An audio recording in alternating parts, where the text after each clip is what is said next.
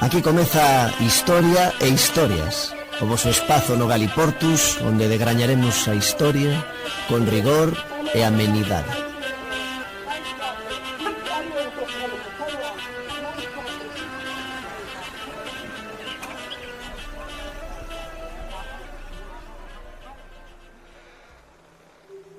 Los tejos son unos árboles viejos y solitarios. Nunca forman bosques. Pero aquí, en esta tierra remota, donde acaba Europa, se han juntado. ¿Por qué? Bienvenidos al fin del mundo. Estamos en las montañas más altas de Galicia. Y como acaban de comprobar, la única carretera que llega muere aquí. Puedes pedir trabajo en la mina. No voy a sacar wolframio de la mina cuando pagan 10 veces más en el monte por el extraperlo. Con el wolframio que sacan de Galicia, serán mucho más poderosos, casi invencibles. Nosotros, con la ayuda de la guerrilla, queremos robarles todo el wolframio. Necesitamos presos de la mina para que nos ayuden. Tú puedes contactar con ellos. Los alemanes nos están dando de comer a mí y a mi hija. Diles que lo haré. Es judía, los alemanes los persiguen. ¿A nosotros qué coño nos importa? Mucha gente no se atreve a adentrarse en este bosque. Les asustan los lobos.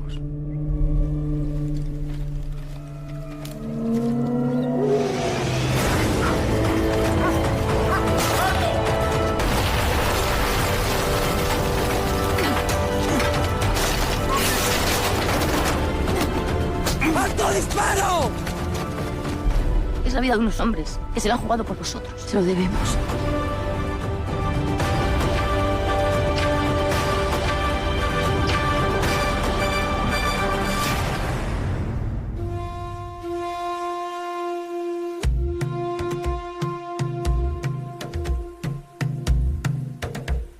O que acabades de escoitar aquí despois da intro tamén é o tráiler oficial dun filme de 2016,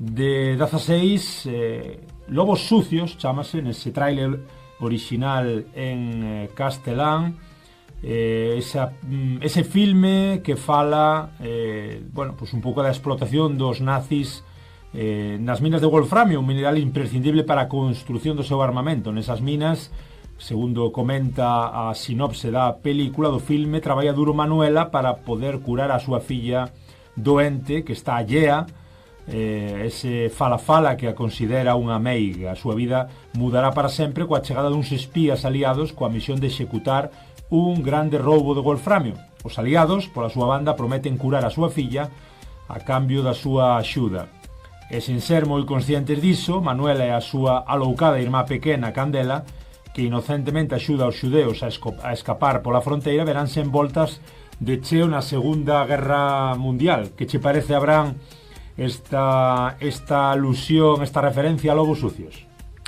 Pois a verdade é que interesante así traer ese pedaciño da nosa historia, moitas veces moi descoñecido tamén polo que o público xeral, alén, pois iso, de ver algunha referencia pois algún filme que sexa concretamente sobre iso, ou pois eso, algunha referencia nalgunha outra produción, non? Porque sí que levase anos traballando, por exemplo, pola zona onde está tamén a cidade da Selva, non? E toda esa zona onde se estivo pois tamén explorando o wolframio, mas ao final o público xeral pois moitas veces fica afastado, non? de todo ese pasado que precisamos coñecer. Sí, Lobos Sucios inspirada libremente, digamos, en feitos, en historias, en personaxes aí a medio cabalo entre a ficción e o realismo máxico, pois conta unha historia de supervivencia, de espionaxe e de amor no medio dunha atmosfera máxica que aquí tamén pois nos gusta ambientar, falando de wolframio no Galiportus.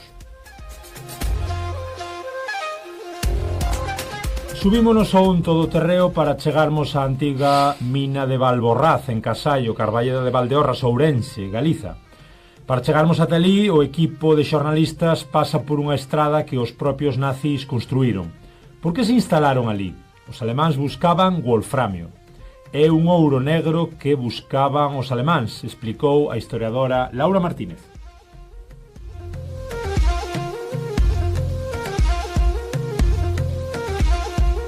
nazis encontraron este elemento entre as montañas de Ourense, León e Zamora. Francisco Fernández, presidente da Comunidade de Montes de Casallo, móstranos unha das bocas da mina que, segundo indicou, actualmente está pechada.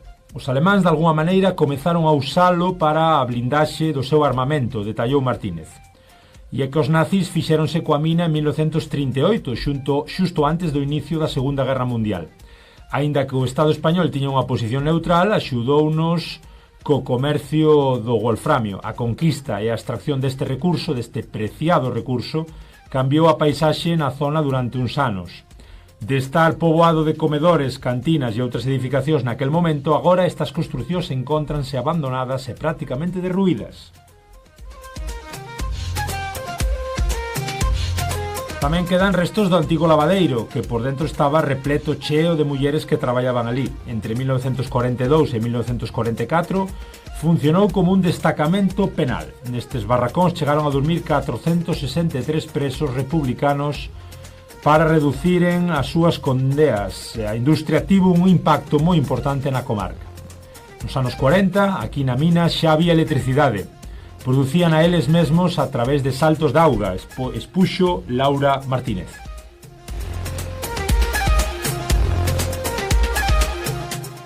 O proxecto Sputnik Labrego investiga como se vivía na mina.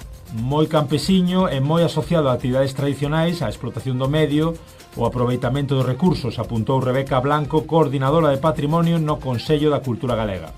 Os alemáns explotaron ata que perderon a guerra e destruíron a maquinaria para que os aliados non se fixeran con ela.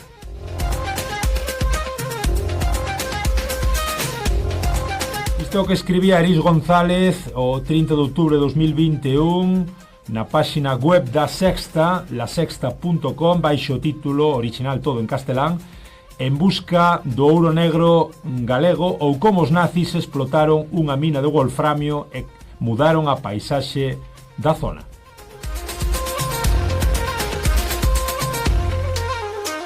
Ola, moi boas, eu son Germán Estevez, xa sabedes, o germano a portuguesa, e aquí andades nun novo Galiportus Express, ou como lle habituamos a chamar neste noso Historia e Historias, contando pequenas e grandes historias que comunican Galiza e Portugal, Galiza e lusofonía a través do tempo.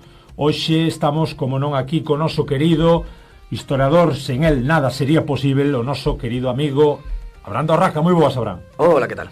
E falando de wolframio, retrotraéndonos a esa década de 1940, deses anos tan oscuros de nazismo que algún parece querer extrañar, e anos nos que os nazis necesitaban recursos para tanto armamento e para tanta maquinaria de guerra. O wolframio, ese tungsteno, era super importante para a industria armamentística, e parece ser que a zona limítrofe, a zona aí do Triángulo, que curiosamente este ano ardeu, entre Ourense, León e Zamora, é dicir, entre o reino galego e o reino leonés, e tamén, sobre todo, no interior portugués, pois hai unha importancia moi destacada alrededor deste mineral. Señor Don, Abraham. Sí, a ver, é un mineral que é moi empregado, ¿no? na industria armamentística, porque no caso concreto dos nazis empregábano para endurecer o que era o aceiro que empregaban, o azo que empregaban tanto en proxectís antitanque, como tamén no que eran as propias blindaxes, porque o tungsteno, o wolframio, non? Depende de si chamamos en inglés ou na lingua de Wolfram Amadeus en alemán, pois o wolframio soporta condicións moi extremas, non? De feito tamén se emprega en filamentos para lámpadas, por exemplo. É moi resistente. Sí, e o caso é que tradicionalmente Alemanha tiña conseguido este elemento do leste, de Europa do leste. E claro, saiulle un pouquiño pola culatra o tiro, porque o que acontece que eles no ano 38 asinan o pacto de Múnich co que serían as potencias occidentais, nun intento tamén de Inglaterra e Franza pois tentar desviar a atención do que sería a Alemanha de Hitler cara ao leste, non, que cara onde tamén definían eles pois, que tiñan o seu Lebensraum, non, o seu espazo vital. O ano seguinte, no 39, asínase o coñecido como Pacto de Non Agresión nazi-soviético, o acordo Ribbentrop-Molotov. E claro, dunha banda pois o que sería a Alemanha nazi dixo, guai, porque temos estes tranquilos e cando nos faga falta xa os invadimos. Que pasa? Que cando no ano 41 comezan a operación Barbarossa e invaden o territorio soviético, o que ven é que non tiñan acceso a todo ese wolframio, porque o que fixo a Unión Soviética foi aproveitar ese impas entre o 39 e o 41 para coller toda a industria pesada e levala para o interior do territorio da Unión Soviética, que pois chegaba ao Pacífico. Entón tiveron que buscar alternativas os alemáns, e claro, o wolframio aparece moitas veces con outros elementos como pode ser o estaño, e se algo había aquí eran minas de estaño a barrer. Dai que pois hai toda esa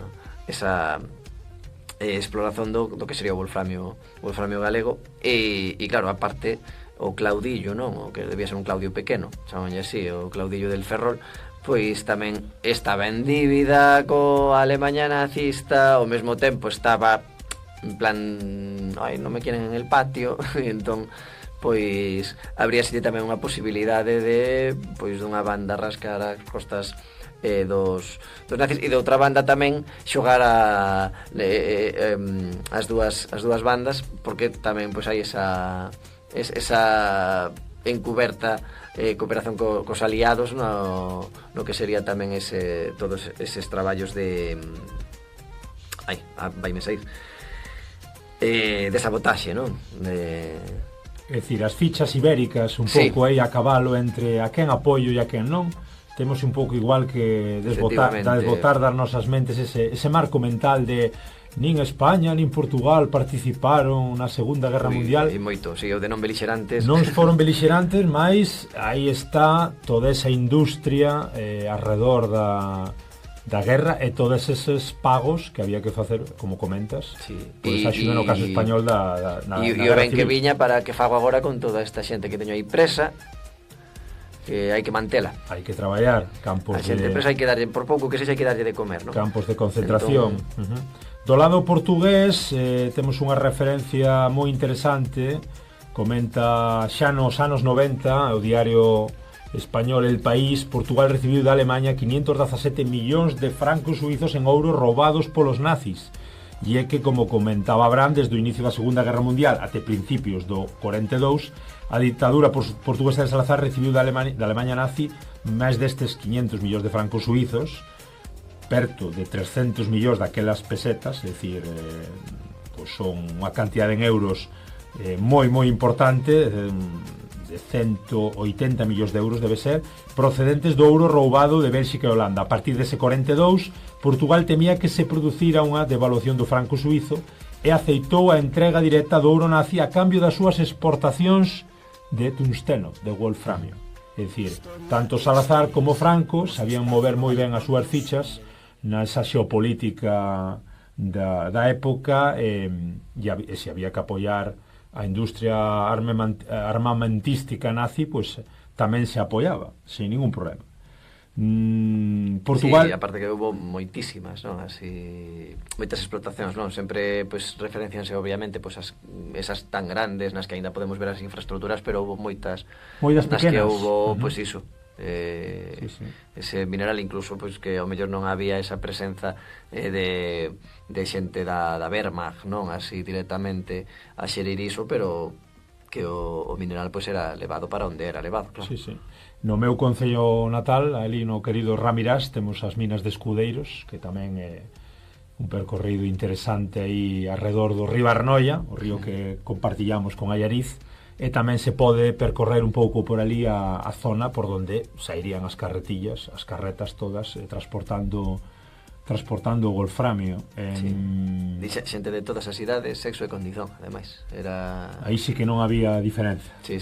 Despois xa tiñan pois, para tarefas, non? Hai algunhas nas que hai referencias incluso xa unha vez desmanteladas as minas pois de empregar pois traballo infantil, se había algún curso fluvial ou algo, pois ou nas zonas de escombreiras, non? Para pois mirar a ver se aínda había mineral e demais e están pois eses testemunhos recollidos, non? De como unhas novas casitérides de feito, non? Pero ao final este recuncho da península onde pois esas potencias belixerantes pois veñen buscar ese ouro negro para seguirse matando, porque ao final é para o que o queren, non? Sí, sí. Non é... Industria de guerra. Hai moitas referencias o que comentas ti a tantísimas minas que se aproveitaron en toda a Eurorrexión, é dicir, en todo o espazo galaico portugués por definición, tamén nas comarcas, como dicimos, limítrofes do lado de León e Zamora. Coméntasenos nalgúnas explotacións como a de Fisterra que ese mineral é de excelente calidade, 54% de ferro puro tamén, bueno, digamos, o ferro e o wolframio. E do lado portugués podemos facer alusión a mina da Panasqueira en Castelo Branco como unha das máis significativas do mundo, e algunhas outras como o complexo mineiro de Cabril en Castro Daire, máis no norte, as minas de Río de Frades en Arouca, tamén aí cerquiña, pertiño do Douro, e unhas que temos aquí moi o penoso, que son as minas de Borralla na zona do Barroso de Montalegre, sí, que tamén teñen ali un complexo interesante onde podedes visitar. Na freguesía de Salto foron abertas en 1900, foron un importante foco económico, mas a súa actividade cesou en 1986, pasando nesa época, como decimos, dos anos 30 e 40 para, xa sabedes, para que iban destinadas. Actualmente, pois, están esas instalacións en proceso de recuperación. Digamos que facemos un pouco cas minas, non, Abraham? É dicir, facemos unha nova de hoxe. Claro, facemos unha nova mina e seguimos dando pulo a proxectos un pouco que van en contra do noso medio ambiente, facemos complexos de recuperación patrimonial, reinterpretación do patrimonio histórico e demais. Abandonámolas. Polos vistos a cousa vai pola primeira opción, non? Porque cando decía nova é literalmente unha nova noticia de hoxe, non? Así con data de hoxe, unha noticia que saiu isto, claro, cachis, claro, queridos ouvintes, isto non é directo. Estades nos ouvindo en diferido. E agora estou lendo unha noticia a 31 de outubro de 2025 que precisamente nos fala dunha mina na zona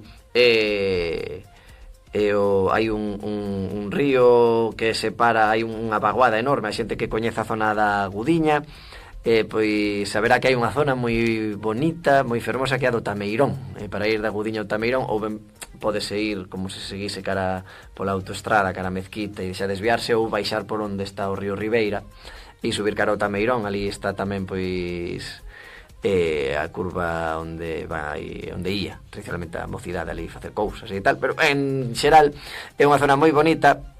E baixando polo río Ribeira chégase a parroquia de Pentes, onde pois precisamente houve unhas explotacións e onde pois tamén se recolleron testemunhos precisamente dese traballo infantil nas escombreiras, con elementos que poden ser abrasivos para a pel, para as mucosas dos ollos e demais.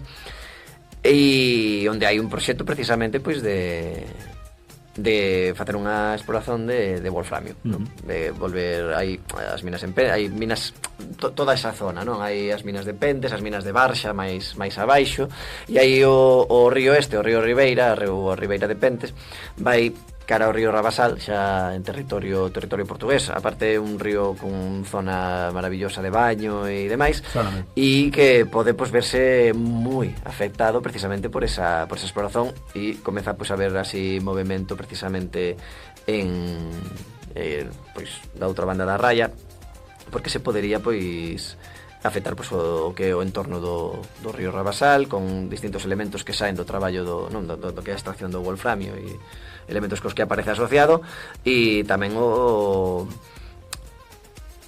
en perigo non só o río, sino pois o que é o Parque Natural de Montesiño, que por onde discorre ese río Rabasal, e habería pues un impacto ambiental bastante grande, ¿no? Al final cualquier industria extractiva, claro, non somos capaces de imaginar, non sabemos que hai inclusive asasinatos polo tema do coltán na África, mas non o temos aquí presente, non? Mas sí que podemos imaginarnos o que cualquier industria extractiva se vamos á zona, pois aí en Viana, por exemplo, a Penouta, non? E vemos pois como está todo iso removido e podemos imaginarnos pois que, home, o verde das augas desas pozas de decantación onde se baña, así peña do mundo ámbito influencer, ese verde natural non é.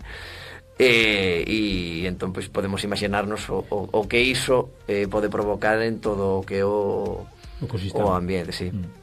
Pois ese apuntamento, esa nota de Abraham actual, de actualidade, as minas, o ouro negro que non nos abandona, que está sempre aí, parece como a historia movéndose cíclicamente. Esta nota arredor e coa adición ademais de que para algo se vai usar, principalmente non é para os filamentos da lámpara, non vai ser para iso, non. Se vai empregar pois é para matar. Correcto. Matar non queremos nós matar aquí no Galiportus, matarvos a disfrute aquí no Historia e Historias, hoxe falando neste pequeno espazo, como dicimos, de wolframio, de nazis e de minas que van e veñen a un e outro lado do Miño. Historia e Historias, o voso espazo no Galiportus, onde degrañaremos a historia con rigor e amenidade.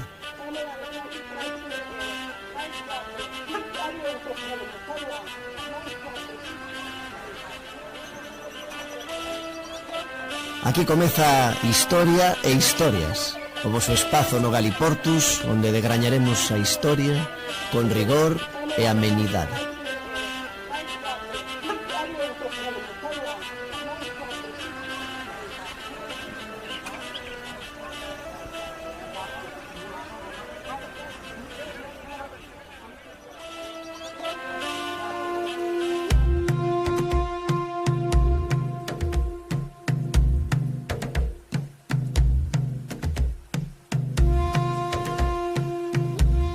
Grande parte da maxestade que acompaña a figura dun papa é obra dun galego.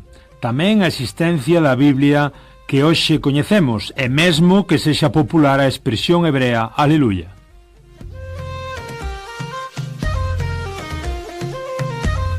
Todo isto é debido a un señor nacido na Galaequia no 304, fillo de Laurencia dun sacerdote chamado Antonio, e ficou para a historia co seu nome papal, Dámaso I.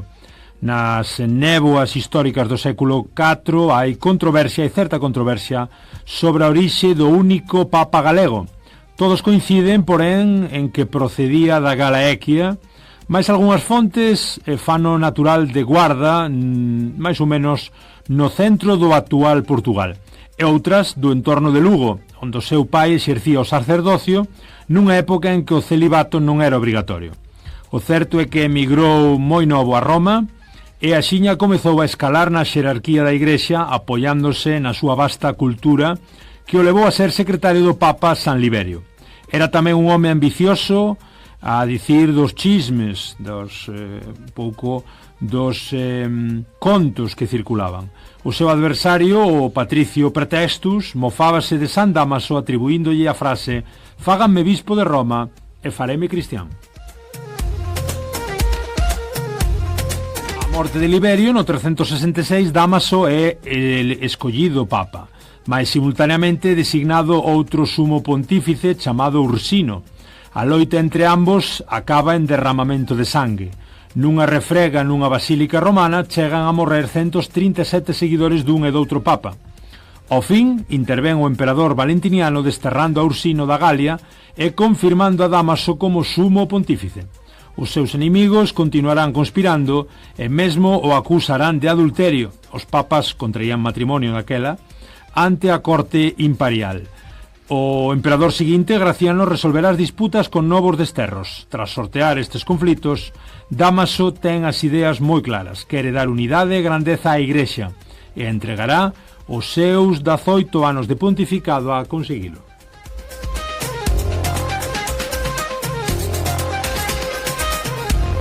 Para iso, a súa primeira misión será unificar a doutrina e perseguir toda disidencia.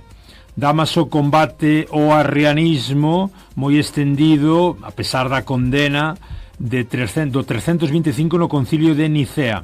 Os seguidores de Arrio sostiñan que Xesús era fillo de Deus, mas non Deus.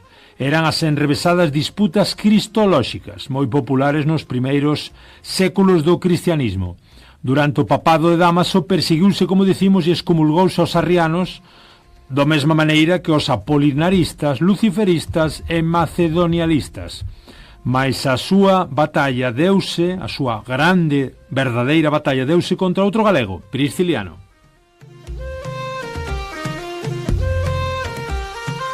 Este bispo natural da Galequia comezou a predicar unha nova forma de entender o cristianismo. Promovía o celibato, a pobreza, a participación das mulleres e dos escravos na igrexa e tiña un corpus litúrxico con notas esotéricas, cerimonias en bosques e ríos ou a danza como protagonista nas oracións. Dice que denunciaba os excesos e luxos dunha parte da curia eclesiástica. Mas Dámaso, isto é, non estaba disposto a tolerar ningunha disidencia.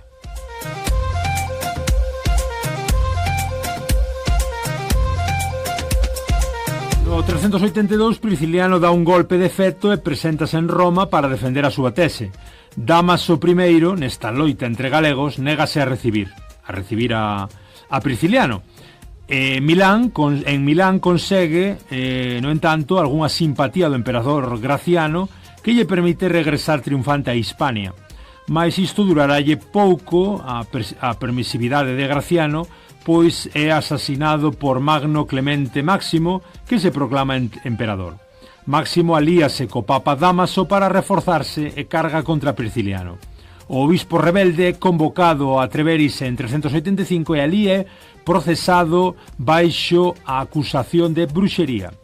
Após confesar mediante torturas, é decapitado xunto a 6 discípulos.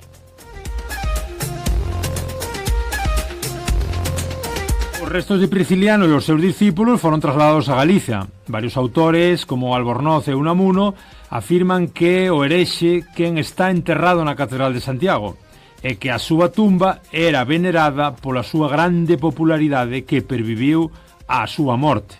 A lenda do apóstolo, polo tanto, sería unha forma de reconvertir en ortodoxo un culto que resultaba incómodo.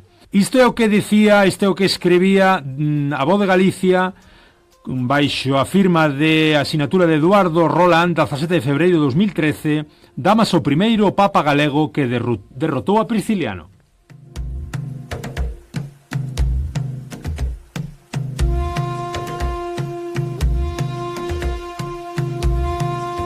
Hola, hola, boas, como estades? Eu son Germán Esteves, xa sabedes, o Germano a portuguesa, e aquí andades nun novo episodio do voso Historia e Historias, esta maneira de entendermos o Galiportus dunha maneira express, con pílulas históricas, con grandes historias, con grandes relatos e que tamén con pequenos descoñecidos dos que nos gusta falar. Estades como sempre na Radio Ariz no 107.2 da FM con Carlos nos mandos técnicos, nas plataformas cando vos apeteza escoitarnos e escoitando e disfrutando como sempre do noso convidado, señor Don Abrando Raca. Moi boas. Moi boas, que tal?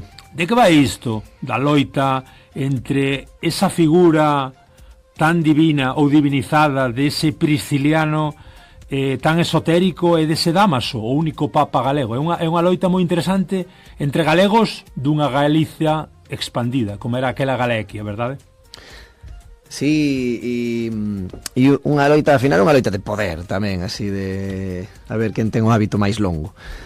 Porque unha das cousas que o Papa Dámaso I pretende é asentar definitivamente a preeminencia do bispado de Roma como sucesor de Pedro, que é esa pedra sobre a que se erixirá a igrexa, sobre o resto de bispos, non? E de aí pois o de pretender pois unificar o culto, unificar os textos, inclusive pois, o tema de como celebrar as adoracións, como a adoración da Virxe, e no caso de Prisciliano, pois un bispo que pretende pois unha visión máis persoal da Igrexa, non? Tamén nun momento no que hai moitísimas, non só o priscilianismo, non, senón moitísimas, entre aspas, herexías, moitísimas visións realmente había que unificar do cristianismo, un pouco a doutrina. Iso que pretende Dámaso, e pola súa banda Prisciliano pois propón ese movimento en orixe monacal que despois se le estende pois a todo o que sería a comunidade de fiéis, non? Pois un pouquiño o que estabas a comentar, non? No texto este da voz, con pois celebracións de ritos, bosques, a inclusión das mulleres, despois tamén moi entroncado dentro do que é o milenarismo, no sentido, normalmente entendemos o milenarismo con chega o ano 1000, pensa que vai acabar o mundo, non? Realmente o milenarismo fai referencia aos 1000 anos de despois de acabar o mundo, non? Ese reino de Deus de 1000 anos no que os xustos vivirán de maravilla e os ruíns pois irán fastidiándose un pouco, e un xeito de que acabe o mundo e que se acabe a xente, non? Entón, no caso do priscilianismo, como se consegue iso? Pois a través de o celibato primeiro para eses monxes e eremitas que comezan a practicar esa visión do cristianismo, e despois estendendo ao resto da comunidade de crentes, non? Porque se a xente é célibe e deixa de se reproducir, pois que técnicamente célibe significa non casar, iso non implica non reproducirse. Claro. El estendeu a non nos vamos a reproducir, acabase o mundo, e entón pois xa está aí, non? Hai nun outro capítulo de Historias de Historia falamos da expulsión dos xudeus, e, por exemplo, mencionábamos o sionismo, e a maior comunidade de sionistas que hai é cristá, precisamente, de varias ramas do evanxelismo que pretenden xuntar a todos os xudeus nunha nova Xerusalén para provocar, precisamente, non? É unha nova visión do Apocalipse. O Apocalipse darase cando todos os xudeus estean de novo na nova Xerusalén, e entón, pois, aí acabas o mundo. Pois, como provocamos? No caso de Prisciliano, en vez de xuntar xente na nova Xerusalén, pois, acabou subir po palleiro, deixamos de reproducirnos, acabas a xente e chega a fin do mundo, sobre todo porque hai que salvar a alma. O que pretende Prisciliano sempre é falar da divindade da alma, non? Que está como salvando moitas distancias, que non me mate ninguén que sexa docente de filosofía, pero un alma que está nese mundo das almas ou das ideas, e que baixa a terra e aí pois é corrompida, non? Entón busca un pouquiño iso, e algo que trastea moito con Dámaso é que estase a cuestionar tamén moitísimo o que é o dogma da Trinidade, non dicindo que só hai un Deus, que sería pois unha visión moi oposta á Trinidade, sino que a visión de Prisciliano está dentro do sabelino, creo que como se di, o sabelinismo, basicamente que hai un Deus e non aparece como tres persoas, senón que se manifesta, non son tres persoas nunha, senón que se manifesta de tres xeitos distintos, máis é un Deus, non? E iso pois choca frontalmente co dogma que se está a asentar en Roma, non? Entón realmente pois temos aí unha loita de galos, así. Para noso mundo actual e a maneira de entendermos o mundo desde hoxe, do punto de vista actual, tirando así de linguaxe simplista, Prisciliano caiu porque era excesivamente progre para a igrexa daquel tempo, e Dámaso era excesivamente conservador, ou isto, bueno, como dicimos, son teorías baratas desde o mundo. Claro, eu penso que se romantiza a idea de Prisciliano, porque, claro, Prisciliano realmente era un pouquiño hooligan do fin do mundo, non? É un xeito de provocalo, pois é precisamente iso, coa extinción da humanidade. Claro, é certo que agora vivimos moita xente, hoy temos que extinguirnos, que estamos acabando co planeta. Mais rexeitaba luxo, esa xerarquía eclesiástica, incluía a mulleres e a esclavos. E iso sí, facía unha leitura do Evanxeo como é nese aspecto, non? Despois noutros aspectos pois claro, digamos que el por onde tiraba era por un lado, e sempre esa inclusión estaba fundamentada nesa idea da alma divina, mais iso, sí que ás veces sí que vexo como unha certa romantización, e inclusive tamén é difícil ver como realmente incluía aos escravos, como incluía as mulleres, e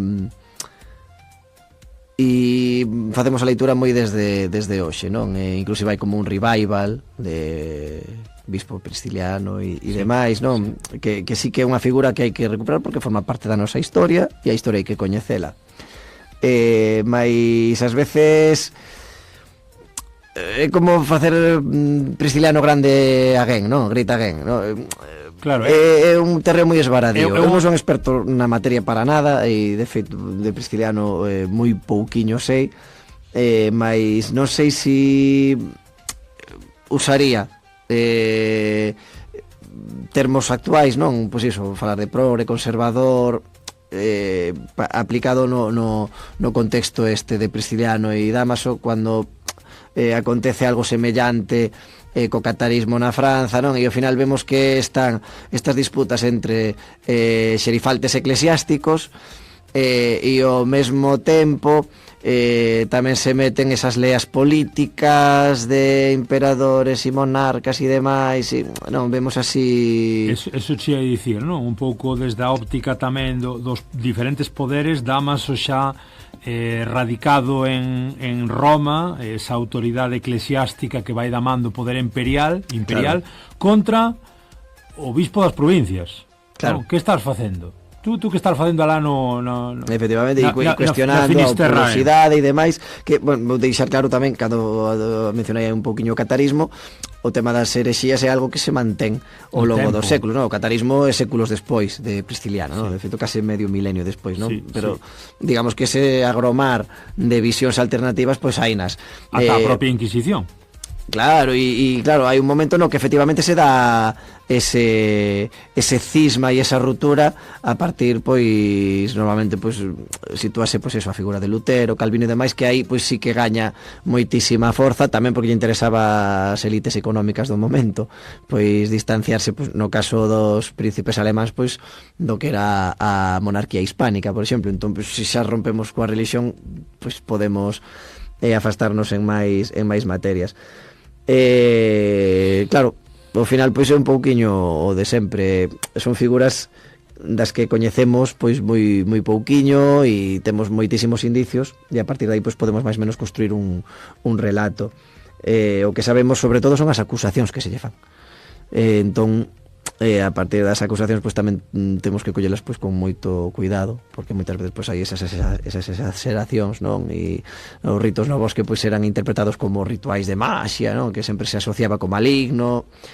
Entón, do pouco que eu coñezo, que é moito para a nosa sobre todo o que vexo unha doutrina moi milenarista e moi enfocada en temos que extinguirnos para que se acabe o mundo e que chegue, pois, por fin esa nova Xerusalén celestial e os 1000 anos de reino de Deus, e despois xa, dado que temos que acontece con el, pois sí que é certo que esa visión da alma como de orixe divina pois democratiza a salvación un pouquiño máis do que, pois, outras doutrinas dentro do catolicismo incipiente, que o que buscaban, pois, era esa salvación polos feitos, e pórtate ben, que senón, e dá diñeiro cando pedimos, que senón, e non.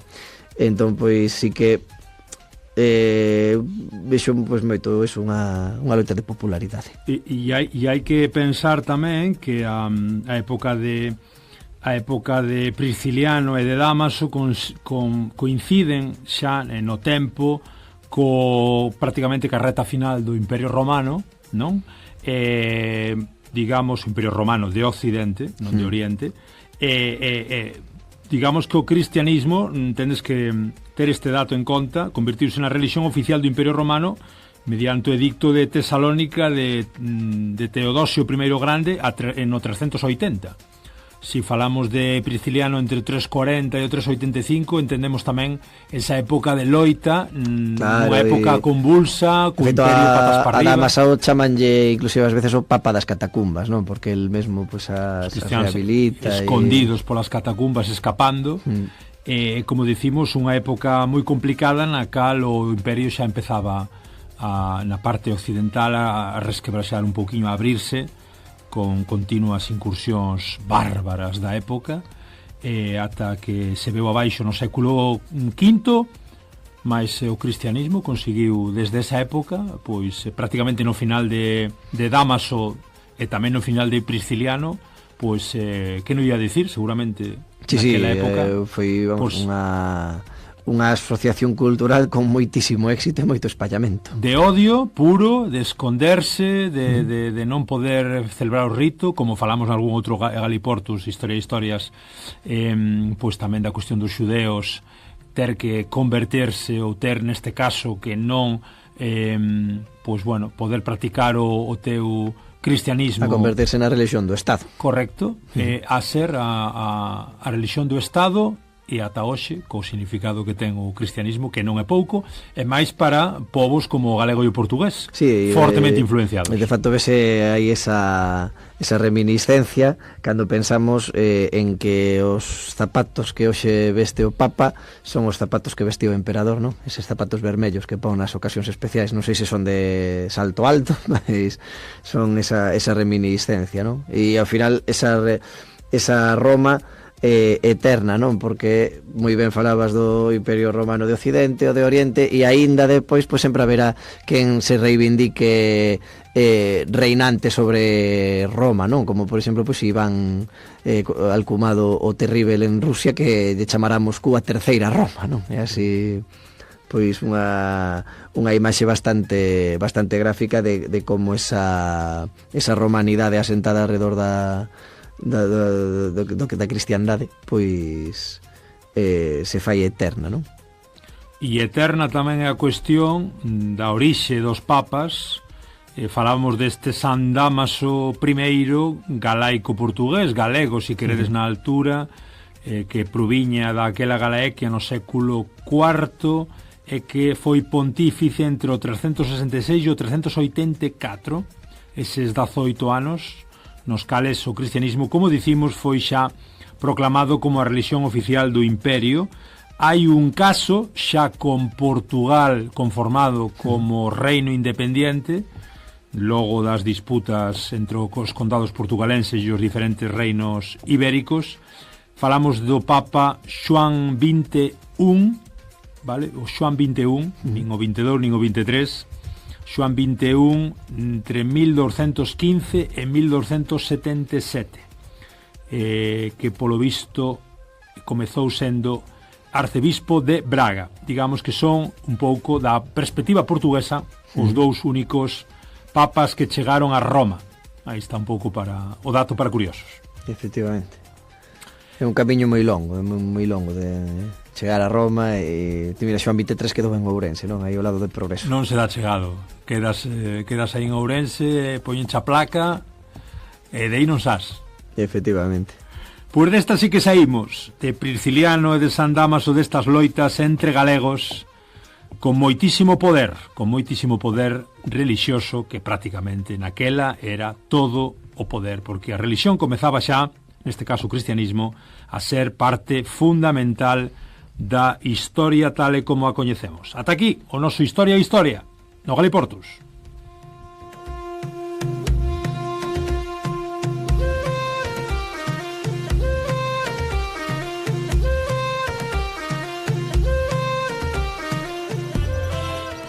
Historia e historias. O voso espazo no Galiportus, onde degrañaremos a historia con rigor e amenidade.